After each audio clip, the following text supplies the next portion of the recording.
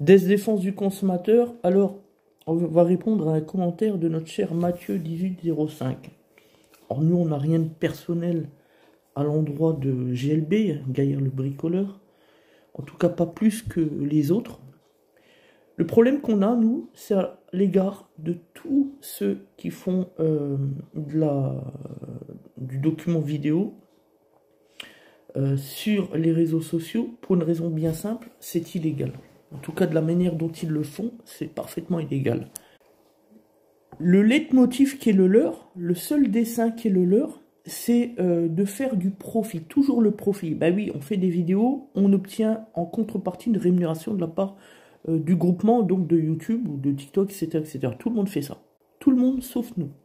Pourtant, on est plus ou moins, nous, quand je dis nous, c'est les professionnels d'automobile ou des professionnels, peu importe, globalement. On serait, nous, donc, légitimes à le faire. Mais, pour ce qui me concerne, moi, les autres certainement, moi, je m'en fous royalement. Je peux dire combien je gagne par mois. Je gagne 100 d'euros. Franchement, vous conviendrez que c'est pas avec ça que je vais faire non plus mon chiffre d'affaires. Bon, on est bien d'accord. Hein. Alors, c'est quoi le problème?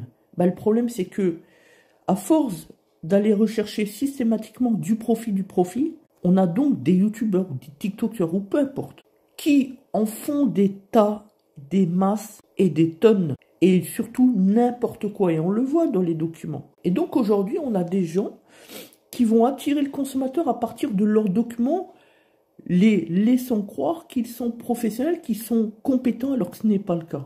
Donc au départ, on fait un document vidéo, puis derrière, on récupère des clients potentiels. Sauf que ça s'appelle de l'exercice illégal de la profession des métiers d'automobile, pour parler de l'automobile, puisque c'est notre métier, bref. Mais ce serait la même chose dans tous les métiers, peu importe. Et derrière, naturellement, qui dit exercice illégal, dit fraude fiscale et travail dissimulé. Parce que franchement, je ne crois pas une seule seconde, que ces imposteurs, ces individus, ces pseudo-youtubeurs, tiktokers, etc., aillent saisir l'administration pour déclarer leurs faibles petits revenus.